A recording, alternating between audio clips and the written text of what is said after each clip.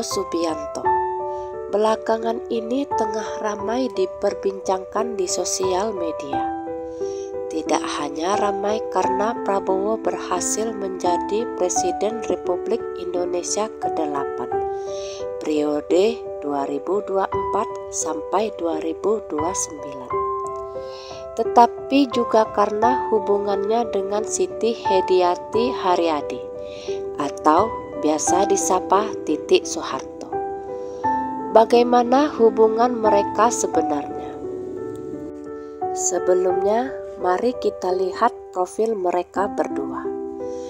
Prabowo Subianto Joyo Hadikusumo lahir pada tanggal 17 Oktober tahun 1951. Orang tua beliau bernama Sumitro Joyo Hadikusumo dan Dora Mari Sigar.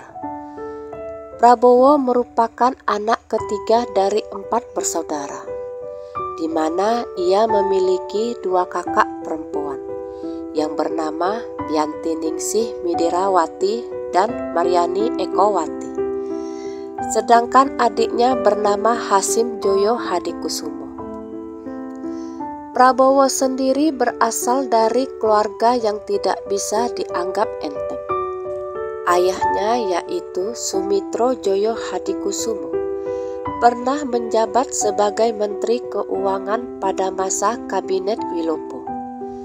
Sedangkan kakeknya yaitu Margono Joyo Hadikusumo adalah pendiri Bank Negara Indonesia dan juga sebagai Ketua Dewan Pertimbangan Agung yang pertama.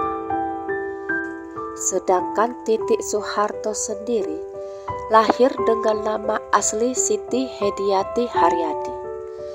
Beliau lahir tanggal 14 April tahun 1959 dan merupakan anak keempat dari Presiden Republik Indonesia yang kedua, yaitu Bapak Soeharto.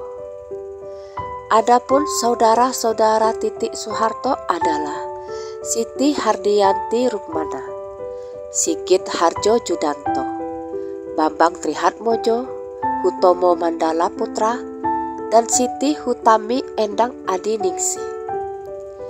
Titik Soeharto merupakan murid dari Sumitro Joyo Hadikusumo, yaitu ayah Prabowo Subianto.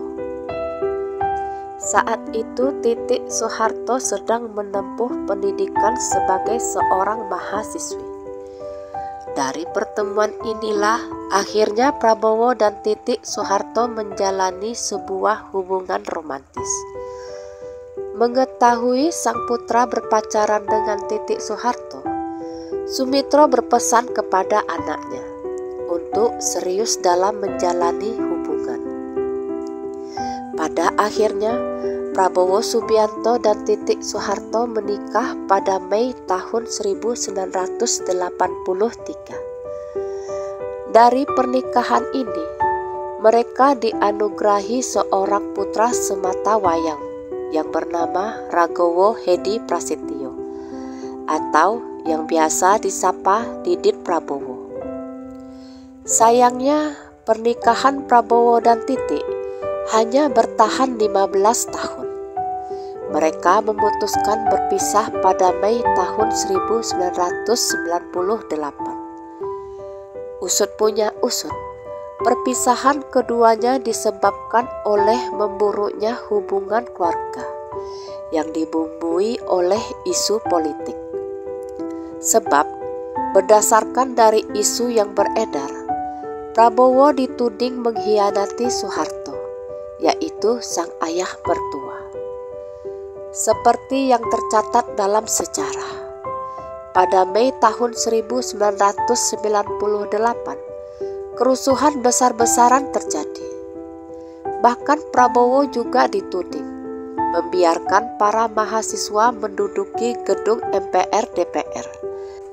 Disebutkan bahwa pada saat itu, Titik Soeharto hanya dapat menangis melihat sang suami dituduh mengkhianati Soeharto. Namun, terlepas dari berbagai kabar burung yang beredar, tidak dapat dipastikan secara pasti apa penyebab perpisahan antara Prabowo Subianto dan Titik Soeharto. Tudingan yang dilemparkan kepada Prabowo juga belum tentu terbukti benar atau salah.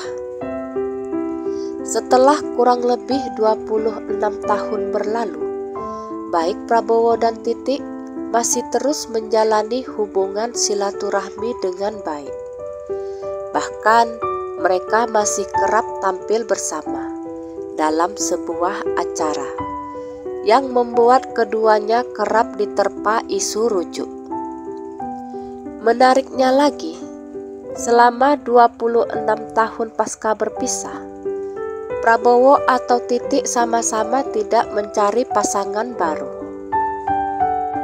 Dan ketika Prabowo berhasil memenangkan pemilu 2024 ini, banyak masyarakat yang berharap beliau bisa kembali rujuk dengan Titik Soeharto untuk mendampingi beliau sebagai ibu negara Republik Indonesia. Hal ini berdasarkan keyakinan masyarakat kalau sebenarnya mereka berdua masih saling menyayangi. Jadi, kalau masih ada rasa sayang, kenapa tidak bersatu untuk menjalani hari tua mereka bersama-sama? Tapi balik lagi, hanya Tuhan yang tahu apa yang terbaik buat mereka. Apakah akan menyatukan atau tetap dengan kondisi yang ada sekarang?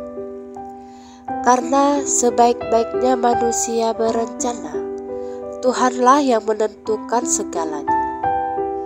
Kalau ditanya saya pribadi setuju sekali kalau mereka ingin rujuk.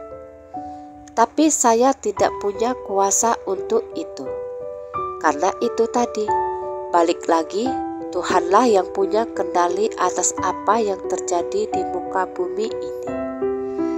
Semoga dengan terpilihnya beliau sebagai Presiden ke-8 dapat membawa Indonesia menjadi lebih baik lagi. Sekian kisah saya kali ini, sampai jumpa di kisah selanjutnya. Terima kasih sudah mendengarkan kisah saya. Jangan lupa subscribe, like, komen, dan share ke media sosial yang Anda punya.